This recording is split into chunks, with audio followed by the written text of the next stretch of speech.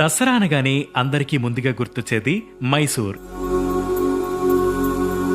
ఎందుకంటే దసరా వేడుకలు అక్కడ జరిగినంత ఘనంగా దేశంలో మరెక్కడా జరగవు కాబట్టి. మైసూర్లో చేసే దసరా వేడుకలకు దాదాపు 500 ఏళ్ల చరిత్ర ఉంది.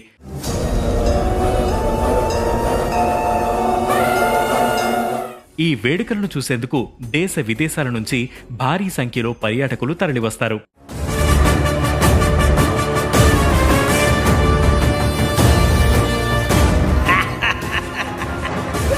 ఇక్కడ దసరా వేడుకలు కేవలం అమ్మవారి పూజలకే పరిమితం కాదు, ఆ రాష్ట్ర చరిత్ర, సంస్కృతి, సాంప్రదాయాలను కూడా తెలియజేస్తాయి.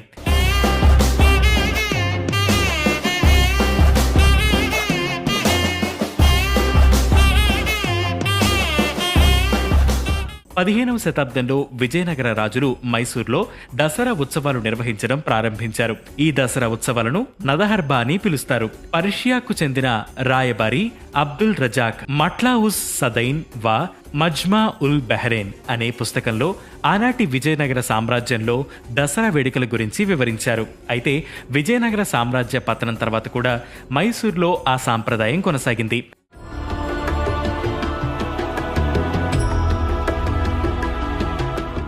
మైసూరు రాజులైన వడియార్లు శ్రీరంగపట్నంలో దసరా ఉత్సవాలు నిర్వహించేవారు.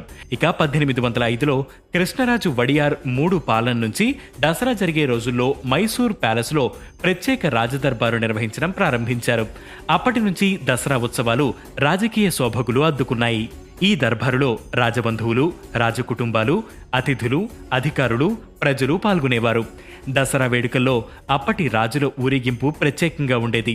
ఏనుగులు, అశ్వదళాలు, సైన్యం, ఇంకా చెప్పాలంటే బాహుబలి సినిమాలో మాహిష్మతి రాజ్యాన్ని మించిన వైభవం ఉండేది. ఇక స్వాతంత్రం తర్వాత మైసూర్ దసరా వేడుకలు కాస్త కళతప్పినా ఆ సాంప్రదాయాన్ని మాత్రం ఇప్పటికీ కొనసాగిస్తున్నారు.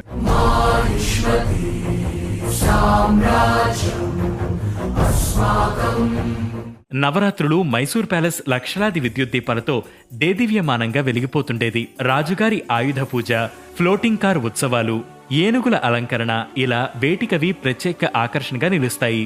అయితే 2013 డిసెంబర్లో శ్రీకంఠ వడియార్ చనిపోయేంత వరకు ఈ ఆచారాల్ని పాటించేవారు. కానీ ఆయన మరణం తర్వాత బంగారు రాజసింహాసనంపై పట్టడ కత్తి అంటే రాజఖడ్గాన్ని పెట్టి దర్బారు నిర్వహిస్తున్నారు. నవరాత్రుల్లో 9వ రోజున ఈ రాజఖడ్గాన్ని ఏనుగులు, గుర్రాలు, ఒంటెలతో కలిపి ఊరేగింపుగా తీసుకువచ్చి పూజలు చేస్తారు. ఇక విజయదశమి రోజు మైసూర్ ప్యాలెస్ నుంచి బండి మండప్ వరకు దాదాపు 4 కిలోమీటర్ల వరకు సాగే చాముండేశ్వరి ఊరేగింపు ఒక్కసారి చూస్తే జీవితంలో మర్చిపోలేనంత కలర్ఫుల్ గా ఉంటుంది.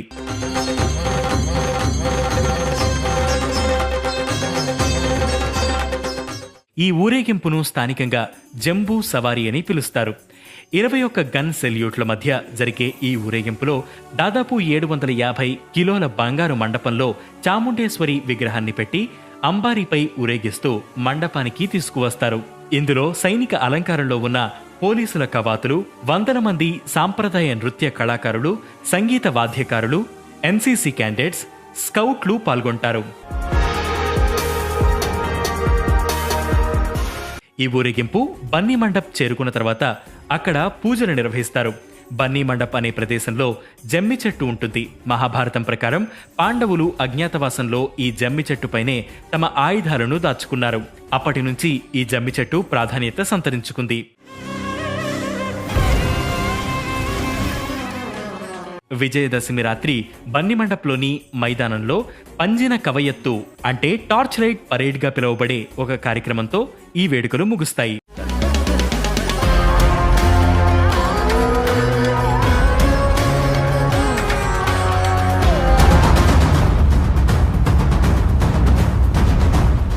మొత్తంగా మైసూర్ దసరా వేడుకల్లో ప్రతి ఘట్టం, ప్రతి దృశ్యం కన్నుల పండుగగా సాగుతుంది.